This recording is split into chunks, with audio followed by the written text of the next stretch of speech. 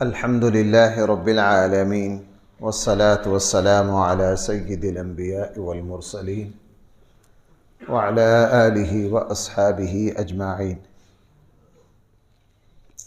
اما بعد۔ چھٹے پارے کا خلاصہ یہ ہے کہ چھٹے پارے کے شروع میں قرآن کریم نے ارشاد فرمایا اللہ جل جلالہ اس بات کو پسند نہیں کرتے کہ کسی بری بات کو پھیلایا جائے اور اس کا تذکرہ کیا جائے۔ ہاں، اگر کسی پر ظلم کیا جا رہا ہو، کسی کی حق تلفی کی جا رہی ہو، کوئی شرعی مجبوری ہو تو کسی برائی کے تذکرے کی اجازت ہے۔ جس طرح برائی کے اندر ایک نحوست ہے، اسی طرح بری بات کا جو تذکرہ ہے اس کے اندر بھی گندے جراثیم ہوتے ہیں۔ جہاں بری باتوں کا تذکرہ زیادہ ہوگا وہ بری باتیں وہیں پیدا ہو جائیں گی۔ اللہ نہ کرے اگر کسی عزیز کی اولاد میں نافرمانی آ گئی یا کوئی غلطی آ گئی اور ہمارے گھر میں ان رشتہ داروں کی ان کمزوریوں کا دن رات تذکرہ رہتا ہے، ان کی چغلی ہوتی ہے، تو وہی برائی یہاں بھی پیدا ہو جائے گی۔ ہاں، الا یہ کہ کسی پر ظلم ہو رہا ہو یا کوئی شرعی حکمت ہو۔ اس کے علاوہ علماء نے 8-10 ایسی وجہ لکھی ہیں جن وجہ سے کسی کی برائی کا تذکرے کی اجازت ہے۔ وہاں بھی مقصد جو ہوتا ہے وہ صحیح ہوتا ہے۔ قرآن نے جو منع کیا ہے وہ برائی کا وہ تذکرہ ہے جو صرف بطور تبصرہ اور بطور لذت ہو۔ اسلام نے اس چیز سے منع کیا ہے۔ رسول اللہ صلی اللہ علیہ وسلم کی زندگی میں کئی موقع ایسے آئے کہ ایک ناپسندیدہ واقعہ ہوا، صحابہ کرام ان کے تذکرے میں لگے۔ رسول اللہ صلی اللہ علیہ وسلم سفر میں تھے، کسی جنگ سے آ رہے تھے، آپ نے اتنا لمبا سفر کروایا، دن رات چل سو چل، تاکہ کسی کو برائی کے تذکرے کا موقع نہ ملے۔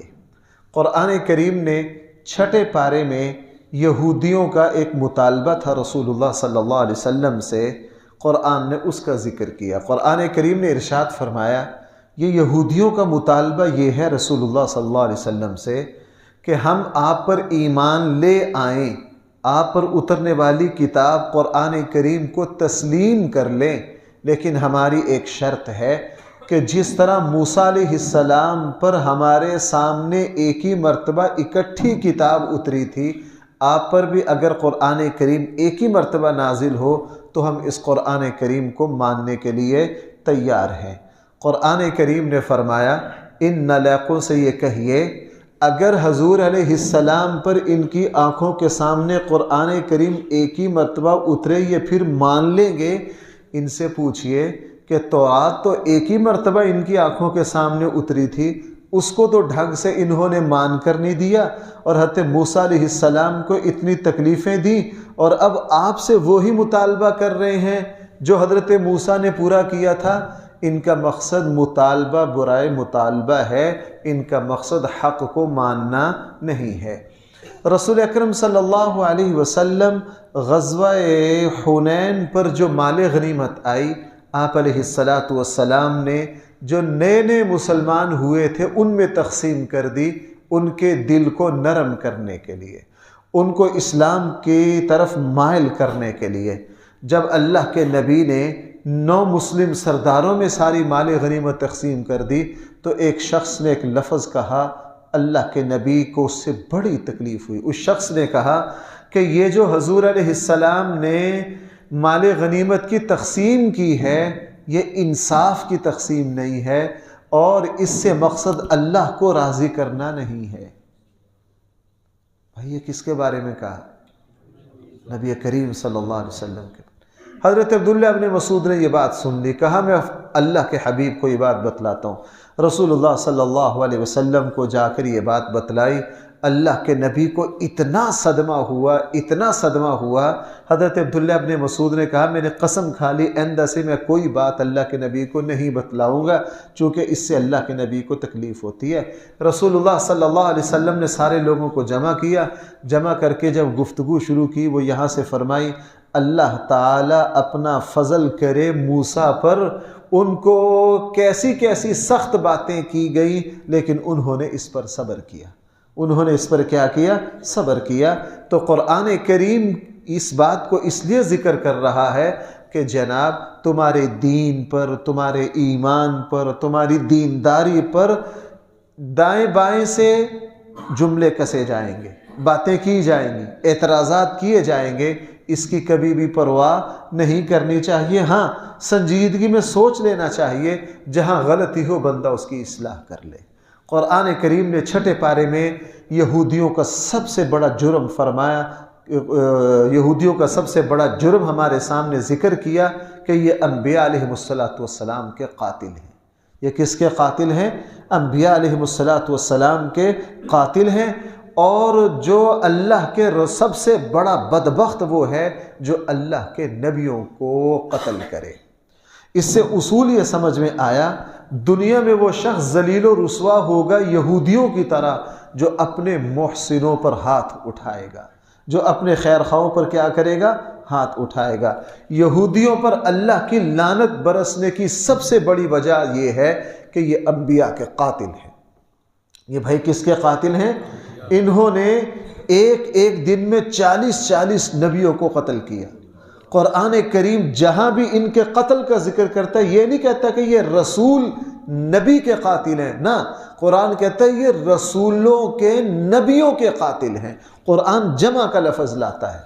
اور میں نے عرض کیا جو اپنے محسن اور خیر خواہوں پر ہاتھ اٹھاتا ہے توبہ نعوذ باللہ ان کو مارتا یا قتل کرتا ہے، وہ دنیا میں ذلیل و رسوا ہوتا ہے۔ اسی لیے وہ شخص دنیا میں ذلیل و رسوا ہوگا جو اپنے ماں باپ پر ہاتھ اٹھائے۔ توبہ نعوذ باللہ، کس پر ہاتھ اٹھائے؟ اپنے ماں باپ پر ہاتھ اٹھائے، اپنے اساتذہ پر ہاتھ اٹھائے۔ ہمارے یہاں جدید تعلیم نے ایک گندا ذہن یہ پیدا کیا ہے کہ نوجوان اپنے اساتذہ پر ہاتھ اٹھاتے ہیں۔ ہم نے یہاں دیکھا ہے اساتذہ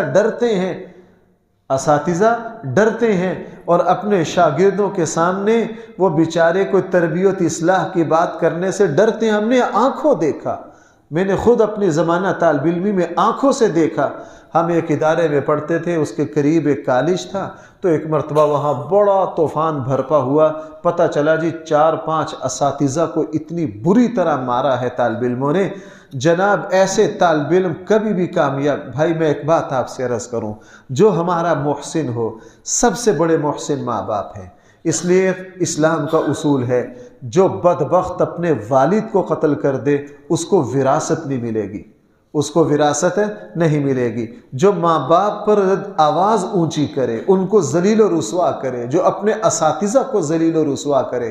اگر آپ اجازت دیں تو میں اس میں ایک اضافہ اور کر لوں، اگر آپ اجازت دیں۔ جو وہ علماء جو آپ کو دین بتاتے ہیں، آپ کو نماز پڑھاتے ہیں، قوم کے نکاح پڑھاتے ہیں، نماز جنازہ میں پیش ہوتے ہیں، ہمارے یہاں اپنے ائمہ مساجد پر، اپنے علماء پر ہر طرح کا جملہ کسا جاتا ہے، چھوٹی چھوٹی بات پر اعتراض کیا جاتا ہے۔ نہ، جو اپنے یہ نہیں کہ میں امام مسجد ہوں، میں ممبر پر بیٹھا ہوں، اللہ کی قسم میں اپنے لیے نہیں کہہ رہا ہوں۔ جس بندے سے ہمیں خیر پہنچ رہی ہو، جس بندے سے ہمیں بھلائی پہنچ رہی ہو، کبھی بھی اس کو برا نہ کہو، کبھی بھی اس کو برا نہ کہو، وگرنہ اللہ کا فضل رک جائے گا۔ قرآن کریم نے چھٹے پارے میں یہودیوں کے اس جرم میں ذکر کرتے ہوئے، چونکہ اپنی سمجھ کے مطابق یہودیوں نے حضرت عیسیٰ علیہ السلام کو قتل کر دیا ہے، اپنی کوشش اور سمجھ کے مطابق قرآن کریم نے ارشاد فرمایا وَمَا قَتَلُوهُ وَمَا صَلَبُوهُ، حضرت عیسیٰ علیہ السلام کو نہ انہوں نے قتل کیا، نہ انہوں نے سولی چڑھایا، بل رفعہ اللہ، بلکہ حضرت عیسیٰ کو اللہ تعالیٰ نے آسمانوں پر اٹھا لیا۔ قیامت کے قریب عیسیٰ علیہ السلام تشریف تشریف لائیں گے، اور قیامت کی 10 بڑی نشانیوں میں سے حضرت عیسیٰ علیہ السلام کا آنا ہے۔ حضرت عیسیٰ علیہ السلام ہوں گے نبی، لیکن پیغمبرانہ حیثیت میں نہیں آئیں گے۔ اس کی مثال بالکل اس طرح ہے جس طرح ایک ملک کا بادشاہ دوسرے ملک میں جائے، وہ ہوتا تو صدر ہے لیکن اس کے اختیارات صدر والے نہیں ہوتے۔ حضرت عیسیٰ علیہ السلام دوبارہ تشریف لائیں گے اور اس امت کی قیادت کریں گے۔ حضرت عیسیٰ علیہ السلام کے زندہ ہونے پر، ان کے آسمان پر اٹھائے جانے پر، ان کے دوبارہ تشریف لانے پر ایمان لانا ہر مسلمان کے لیے فرض ہے۔ ہر مسلمان کے لیے کیا ہے؟ فرض ہے۔ قرآن کریم نے یہودیوں کے بارے میں 6 پارہ کا بہت بڑا حصہ وہ ہے جو یہودیوں اور عیسائیوں کے بارے میں ہے۔ قرآن بار بار کہہ رہا ہے تم دین میں غلو نہ کرو۔ بھائی میری بات سمجھنا، تم دین میں غلو، یا اہل الکتاب لا تغلو فی دینکم، تم اپنے دین میں غلو نہ کرو۔ آپ یہودیوں کو تو چھوڑ دیجئے، عیسائیوں کو تو چھوڑ دیجئے، مجھے اور آپ کو حکم ہے کہ اپنے دین میں غلو نہ کریں۔ اب اس کو میں کیسے بیان کروں؟ اس وقت امت مسلمہ کے بڑے بڑے مسائل میں سے ایک مسئلہ یہ ہے کہ اپنے دین میں غلو کرنا۔ جس کو دین کی جو سمجھ ہے وہ اس میں غالی ہے، وہ اس میں متشدد ہے، وہ صرف اسی کو سب کچھ سمجھتا ہے۔ وہ اسی کو کیا سمجھتا ہے؟ جو دین کی کسی ایک چیز سے وابستہ ہو گیا بس۔ جن لوگوں نے ذکر اللہ کو پکڑ لیا وہ کہتے ہیں اسلام کا بنیادی مقصد بس ذکر اللہ ہے۔ جن لوگوں نے دعوت یا تبلیغ کو پکڑ لیا ان کا مقصد ہے کہ بس ساری دعوت و تبلیغ ہی پورا اسلام ہے۔ جن لوگوں نے جہاد کو پکڑ لیا وہ انہوں نے کیا سمجھا کہ بس سارا اسلام کیا ہے؟ جہاد ہے۔ کسی بندے نے کسی اور چیز کو پکڑ لیا، انہوں نے سارا اسلام اسی چیز کو بنا دیا۔ نہ بھائی، سارا اسلام جو ہے وہ مکمل قرآن کریم ہے۔ بھائی میرے ساتھ کہو، سارا اسلام کیا ہے؟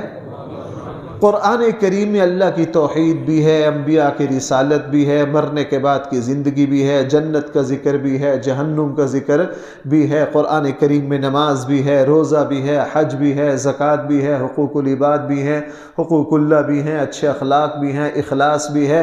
قرآن کریم میں نرمی بھی ہے، اولاد کی تربیت بھی ہے، دوسروں پر رحم کرنا بھی ہے، دوسروں کی خدمت کرنا بھی ہے۔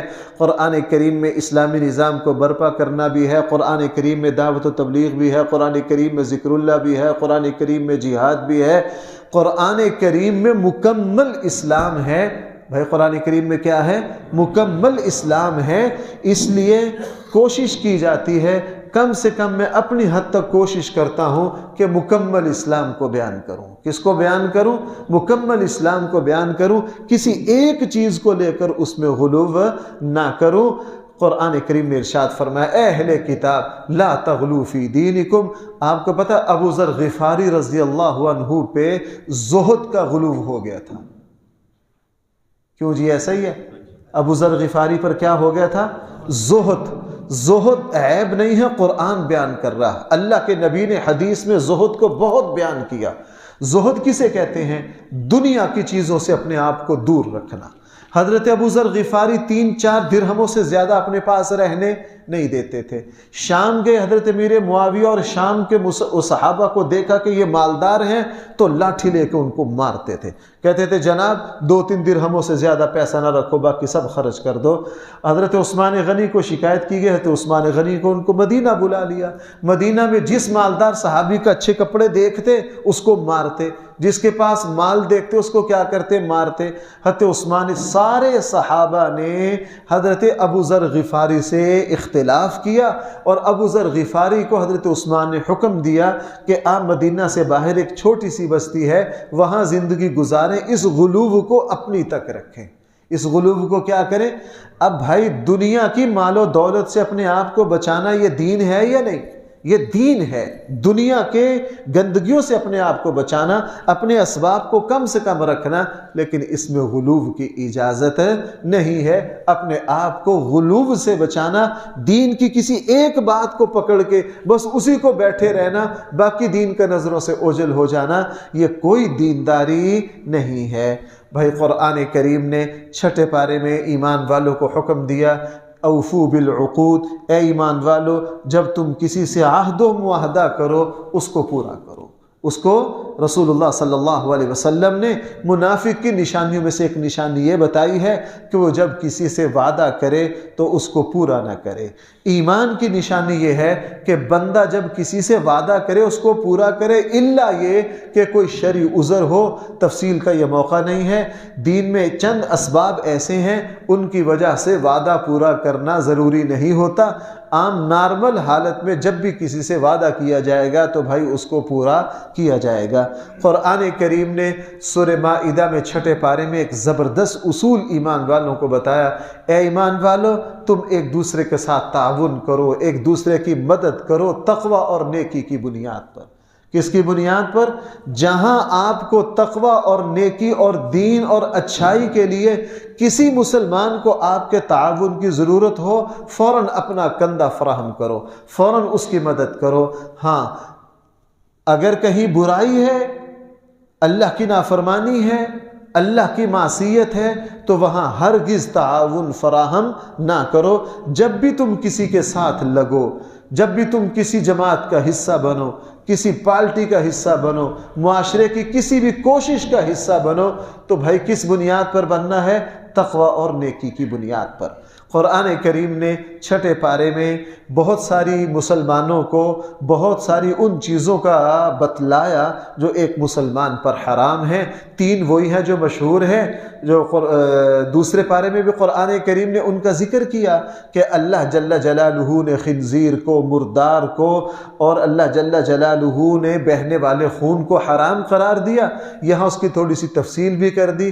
ہر ایسا جانور حرام ہے جس کو ذبح نہ کیا گیا ہو، چوٹ مار کر یا وہ خود چوٹ لگ کے یا پانی میں ڈوب کر وہ جانور مر گیا ہو تو اس کے استعمال کی بھی اجازت نہیں ہے۔ 6 پارے میں قرآن کریم نے فرمایا اللہ تعالیٰ نے تمہارے لیے دین اسلام کو پسند کیا، اکملت و اتممت، اور تمہارے اس دین کو کامل کر دیا، مکمل کر دیا۔ الیوم اکملت لکم دینکم و اتممت علیکم۔ اس آیت کا مطلب یہ ہے کہ اسلام جو ہے، یہاں 2 لفظ ہیں، اکملت اتممت۔ اسلام جو ہے وہ معیار کے اعتبار سے بھی کامل ہے۔ بھائی کس اعتبار سے؟ معیار کے اعتبار سے اور عدد کے اعتبار سے بھی کامل ہے۔ کیا مطلب؟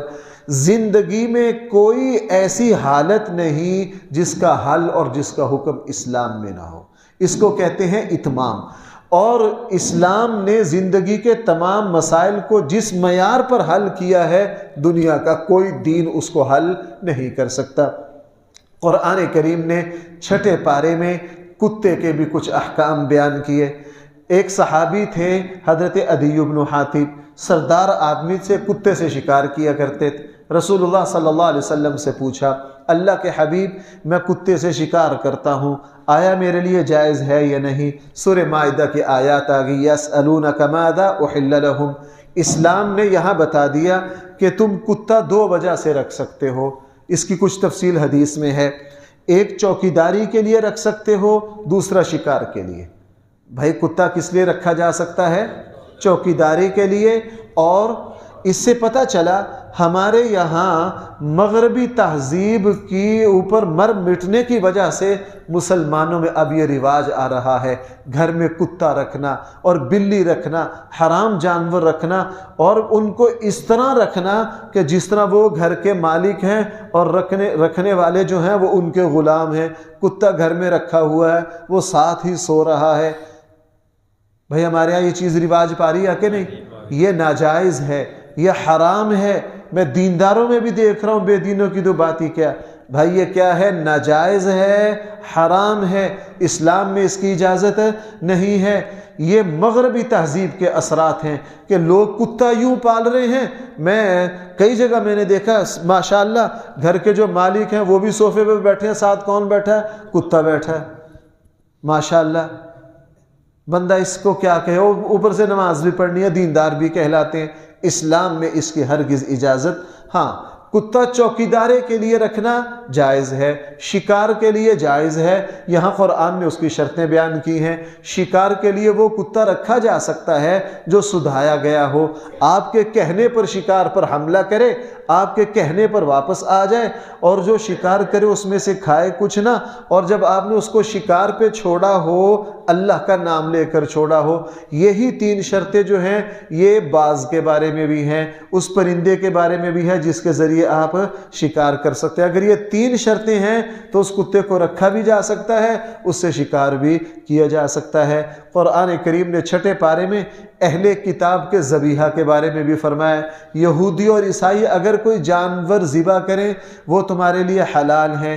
یہودیوں کے ساتھ یا عیسائیوں کے ساتھ بیٹھ کر کھانا کھانا جائز ہے۔ ہمارے یہاں یہ سمجھا جاتا ہے کہ اگر کوئی عیسائی ہے تو وہ جس برتن کو ہاتھ لگا دے اس میں کھانا جائز نہیں، یہ بالکل غلط ہے۔ یہ بات کیا ہے بھائی؟ بالکل غلط ہے۔ قرآن کریم نے 6 پارے میں پاکی کا حکم دیا، اے ایمان والو جب تم نے نماز پڑھنی ہو تو تم پہلے وضو کرو، اگر تم پر غسل واجب ہو جائے تو غسل کرو، اگر پانی نہ ملے تو تم کیا کرو؟ تیمم کر لو۔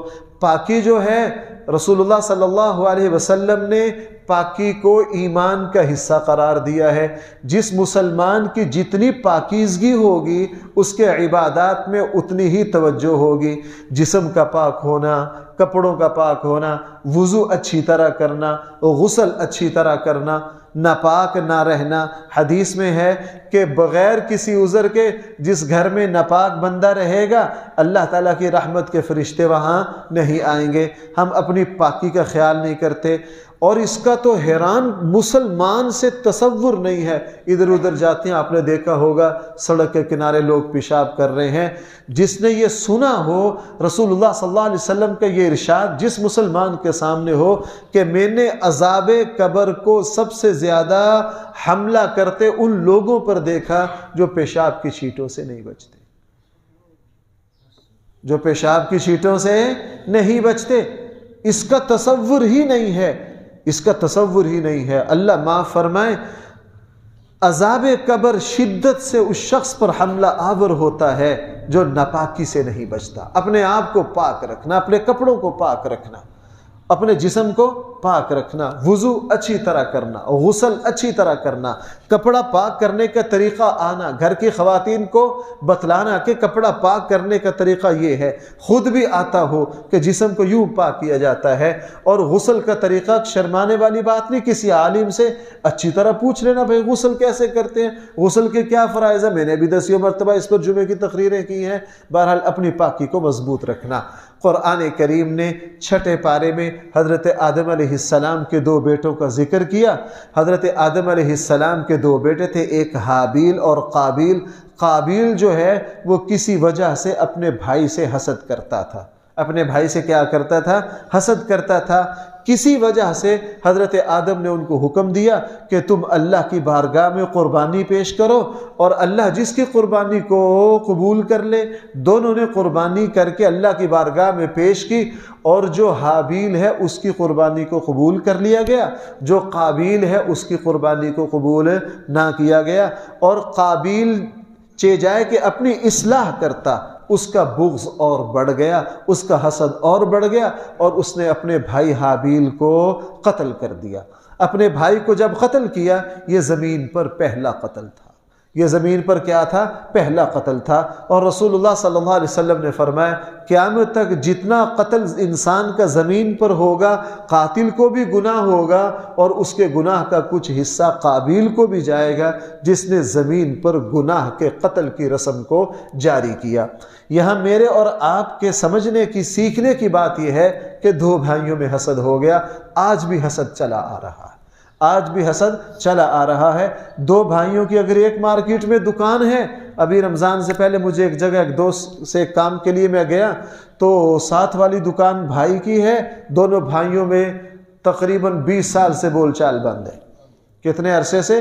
20 سال سے بول چال بند ہے۔ بڑا بھائی چھوٹے بھائی سے اس وجہ سے ناراض ہے کہ اس نے اس مارکیٹ میں دکان کیوں کھولی ہے۔ اور ہمارے یہاں جتنا بھائیوں شریکہ کا لفظ گندہ ترین لفظ ہمارے یہاں بولا جاتا ہے کہ جی یہ میرا شریکہ ہے، اور شریکے کا حسد مسلمہ ہے۔ اللہ ہماری حفاظت فرمائے۔ حاسد جو ہے، حاسد کو ساری دنیا بھی دے دی جائے، اللہ تعالی حسد کرنے والوں کو برکت نہیں دیتا۔ اللہ تعالیٰ حسد کرنے والوں کو برکت۔ میں نے اپنی زندگی میں لاہور میں ایک بڑی اعلیٰ جگہ ایک شخص کو دیکھا، 2 بھائی ہیں، بڑے بھائی بہت مالدار ہیں، چھوٹے بھائی غریب ہیں، اور بڑے بھائی کی دکان جو ہے وہ کروڑوں کی ہے۔ اس نے چھوٹا جو بھائی ہے، چھوٹے بھائی کی پھل کی وہ ٹھیلا اپنی دکان کے سامنے لگوایا ہوا ہے، اور چھوٹے بھائی کو سارے اخراجات خود دیتے ہیں۔ چھوٹے بھائی کو کہہ رکھا، بھائی یہاں آپ اپنا پھل کا ٹھیلا لگاؤ، خرچہ پورا ہو جائے ٹھیک، نہ پورا ہو پریشانے والی بات نہیں، یہ جو میری بڑی دکان ہے یہاں سے جتنے پیسے تم نے لینے چاہیں لے لو۔ میں ان کے پاس بیٹھا تھا، اتنے میں کھانا آ گیا، اتنے میں کیا آ گیا، وہ خود اٹھ کر گئے، بار ٹھیلا جس بھائی نے لگا رکھا تھا اس کو بلا کے لائے، تو مجھے ان کے بیٹے نے بتایا کہ ابا جی کا یہ 15 سال سے معمول ہے، جب کھانے کا وقت آتا ہے یا خود اٹھ کر اپنے بھائی کی ریڈی پر چلے جاتے ہیں یا اپنے بھائی کو اپنے ساتھ بلا لیتے ہیں۔ مہینے کے بعد پوچھتے ہیں، ہاں بھائی گھر کے اخراجات میں کتنی کمی ہے؟ وہ کہتا جی 25,000، یہ لو 25، محنت کرو، اگر کوئی پریشانی ہو تو میں تمہارا بھائی، میں حاضر ہوں۔ میں نے کہا، جب میں وہاں سے آنے لگا، میں نے وہ بڑے بھائی سے جس کی بڑی دکان ہے، بہت بڑا، تقریباً 15 ملازم تھے، میں نے اسے کہا، میں نے کہا جناب مجھے یوں لگتا ہے آپ کا اتنا بڑا جو کاروبار ہے نا، یہ سامنے والے بھائی کے ٹھیلے کی وجہ سے چل رہا ہے۔ بھائی سمجھ رہے ہیں میری بات؟ کیوں؟ حضور نے فرمایا اللہ جل جلالہ تمہیں رزق دیتا ہے تمہارے فقراء اور تمہارے کمزوروں کی وجہ سے۔ اللہ تعالیٰ تمہیں رزق دیتا ہے کس کی وجہ سے؟ تمہارے کمزور اور فقراء۔ اگر خاندان میں کوئی کمزور بندہ ہے، حضور کے اس ارشاد سے پتہ چلا یہ بالکل ممکن ہے کہ اس کمزور کی وجہ سے پورے خاندان کو رزق مل رہا، اس کمزور کی وجہ سے۔ میں نے کہا آپ اپنے غریب بھائی سے جو حسن سلوک کرتے ہیں، اپنے بھائی کے سارے بچوں کی تعلیم کے اخراجات آپ ادا کرتے ہیں، اور اپنے بھائی کی ساری بچیوں کے شادیوں کے اخراجات آپ نے کیے ہیں، اور اب بھی جہاں بھائی کو ضرورت ہو آپ اسے کہتے ہیں جی جتنی ضرورت ہو شام کو آپ میرے یہاں سے پیسے لے جایا کریں۔ میں نے کہا مجھے یوں لگتا ہے یہ جو صلہ رحمی ہے اللہ تعالیٰ اسی کی وجہ سے آپ کو عزتیں دے رہا ہے۔ اپنے آپ کو حسد سے بچانا۔ اور قرآن کریم نے بھائی 6 پارے میں حد کو بیان کیا۔ اگر کوئی ڈکیتی کرے، رسول اللہ صلی اللہ علیہ وسلم کی زندگی میں کچھ صحابہ مدینہ منورہ آ رہے تھے، ایک سردار کے ساتھ، وہ کافر تھا، معاہدہ تھا، اس نے ان صحابہ اکرام پر ڈاکہ ڈالا اور ان کو قتل بھی کر دیا، ان کا مال بھی لوٹ لیا۔ اس پر قرآن کریم کی آیات نازل ہوئی، اگر کوئی شخص ڈکیتی کرے، اگر کوئی شخص کیا کرے، ڈاکہ ڈالے اور اس ڈاکہ میں وہ مال بھی لوٹ لے اور کسی انسان کو قتل بھی کر دے، تو قرآن کریم نے ارشاد فرمایا اس کو سولی چڑھایا جائے گا۔ اس کو کیا کیا جائے گا؟ اور سولی چڑھا کر سرعام اس کے پیٹ کو پھاڑا جائے گا اور اس کی لاش کو لٹکایا جائے گا تاکہ وہ نشان عبرت بنے۔ میں نے بار بار آپ سے عرض کیا، اگر اس نے، چلے میں آخر میں عرض کرتا ہوں، اگر اس نے ڈکیتی میں صرف مال لوٹا ہے، کسی کو قتل نہیں کیا، تو اس کا دایاں بازو اور بائیں ٹانگ کاٹ دی جائے گی۔ اگر کسی نے چوری کی تو اس کا بایاں ہاتھ کاٹ دیا جائے گا۔ یہ اسلام کی حدیں ہیں۔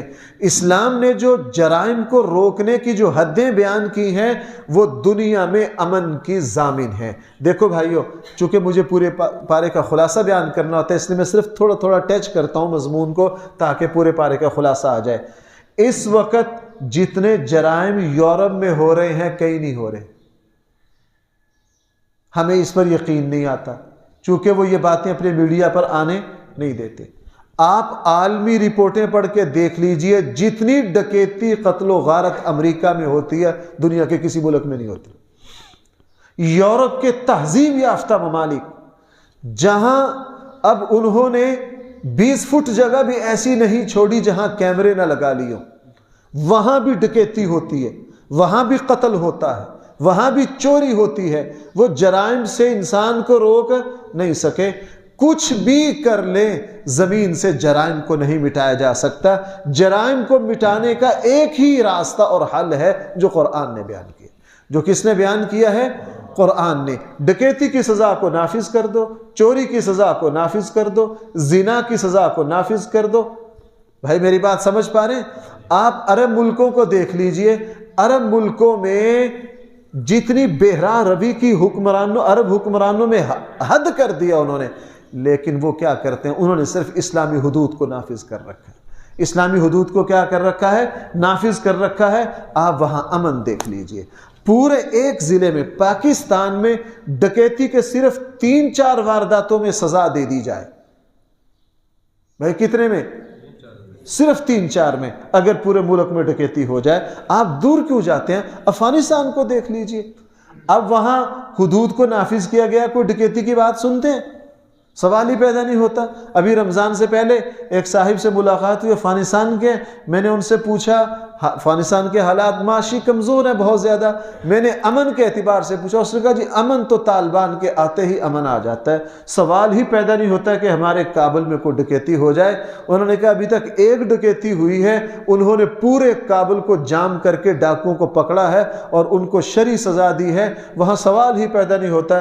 کہنے لگا جناب آپ کے یہاں، ہمارے یہاں 1 کلو سونا بچہ لے کے جا رہا ہو، اس کو کوئی نہیں چھیڑتا۔ کیوں؟ قرآن نے جو سزائیں بیان کی ہیں یہ زمین پر امن کی کیا ہیں؟ ضامن ہیں۔ اور قرآن کریم نے بھائی 6 پارے میں بار بار ایک بات ارشاد فرمائی ہے کہ تم اللہ کے دشمنوں سے محبت نہ رکھو، تم اللہ کے دشمنوں سے محبت نہ رکھو۔ اگر تم اللہ کے دشمنوں سے محبت رکھو گے تو تمہارے دلوں کو ٹیڑھا کر دیا جائے گا۔ 6 پارے میں قرآن کریم نے ایک بات یہ ارشاد فرمائی ہے کہ اللہ نے تمہیں اسلام کی نعمت دی ہے، تم اس کی قدر کرو۔ بھائی ذرا بیدار ہو کے میری آخری بات سنو، تم اس کی کیا کرو؟ قدر کرو۔ اگر تم قدر نہیں کرو گے، اللہ تعالیٰ یہ نعمت تم سے لے کر کسی اور کو دے دیں گے۔ مسلمانوں کی تاریخ یہی ہے، جس خطے کے انسانوں نے اللہ کے دین کی قدر نہیں کی، اللہ تعالیٰ نے دین وہاں سے اٹھا کے دوسروں کو دے دیا۔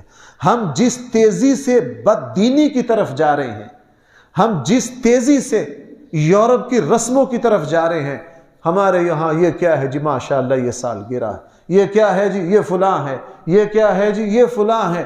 جس تیزی سے ہم بے دینی کی طرف جا رہے ہیں اور یورپ کے لوگ جس تیزی سے اسلام کی طرف آ رہے ہیں، ڈر لگتا ہے کبھی ہمارے اوپر وہ اللہ نہ کرے وہ زمانہ آ جائے کہ وہ لوگ ہمیں دین سکھانے یہاں آئیں، وہ ہمیں دین سکھانے۔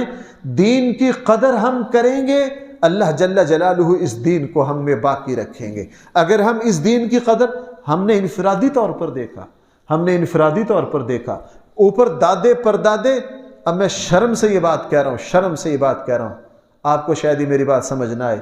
میں ایک جگہ گیا، انہوں نے اپنے دادے کے ہاتھ کی لکھی ہوئی ریاض الصالحین، حدیث کی کتاب ہے اتنی موٹی، کس سے لکھی ہوئی؟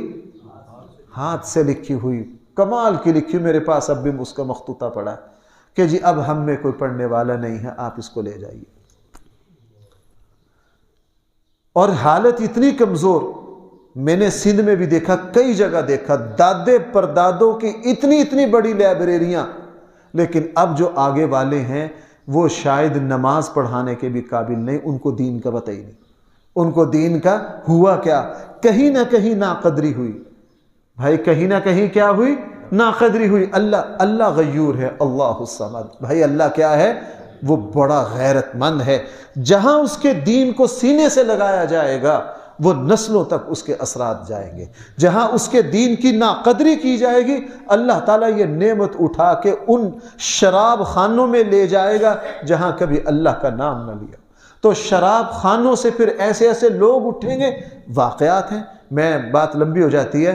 2022 میں شارجہ میں جو دنیا کا سب سے بڑا کتاب میلہ لگتا ہے، بھئی آپ تھک تو نہیں گئی؟ اجازت دیے آخری بات کر لوں۔ سب سے بڑا کیا لگتا ہے؟ کتاب میلہ۔ اس میں جس عالم دین، جس محقق اور مفسر اور مصنف کی کتاب جو ہے، اس کی کتابیں سب سے زیادہ بکی ہیں، وہ نو مسلم ہیں، گورے ہیں، یورپ کے ایک ملک کے ہیں، ایک شراب خانہ چلاتے تھے۔ اللہ تعالیٰ نے ان کو 2001 میں ہدایت دی، 2001 میں پروفیسر تھے، رستے سے بھٹکے ہوئے تھے، اسلام میں آئے، تحقیق کی اور پھر اسلام پر کتابیں لکھیں۔ 2022 میں پوری دنیا میں جس عالم اسلام کے مصنف کی سب سے زیادہ کتابیں خریدی گئیں اور ان سے یورپ میں اسلام سیکھا گیا، یہ شراب خانے سے اٹھا اور نو مسلم ہے، اور دبئی کی حکومت نے ان کو ایوارڈ دیے۔ دبئی کی حکومت نے ان کو کیا دیا ہے؟ تو بھائیوں اگر ہمیں دین پسند نہ ہوگا تو مفسر قرآن کے گھروں سے نالائق پیدا ہوں گے اور شراب خانوں سے بڑے بڑے مفسر پیدا ہو جائیں گے۔ اس لیے رضیت باللہ ربا، میں اللہ کے رب ہونے پر کیا ہوں؟ میرے ساتھ کہو، رضیت باللہ ربا وباسلام دینا وبمحمد صلی اللہ علیہ وسلم نبیہ۔ اے اللہ تیرا شکر آپ نے ہمیں مسلمان پیدا کیا، اے اللہ تیرا شکر آپ نے ہمیں قرآن کی نعمت دیا، اے اللہ ہم اس پر راضی ہیں، ہم اس پر کیا ہیں؟ 100% راضی ہیں۔ اے اللہ تیرا شکر آپ نے ہمیں رسول اللہ صلی اللہ علیہ وسلم کی نعمت دی ہے، ہم رسول اللہ صلی اللہ علیہ وسلم کے اپنے نبی ہونے پر 100% راضی ہیں۔ جتنا آپ اسلام کو قدر کی نگاہ سے دیکھو گے آپ کی نسلوں میں اسلام چلتا جائے گا، اور جتنا دین اور اسلام کو ناقدری کی نگاہ سے دیکھو گے تو اللہ تعالیٰ آپ کی نسلوں سے اٹھا کر کسی اور کو دے دے گا۔ اللہ تعالیٰ ہم سب کو صحیح فہم عطا فرمائے۔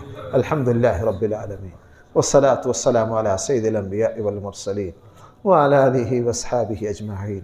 ربنا آتنا في الدنيا حسنة وفي الآخرة حسنة وقنا عذاب النار۔ صلى الله تعالى على خير خلقه سيدنا مولانا محمد وآله وأصحابه۔